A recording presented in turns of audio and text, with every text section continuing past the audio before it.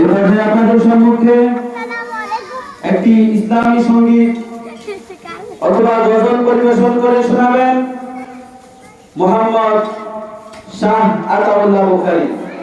মোহাম্মদ শাহ আতাউল্লাহ বুখারী। আমিন। আসসালামু আলাইকুম। ওয়া আলাইকুম আসসালাম। হু কেন হুটে পাখি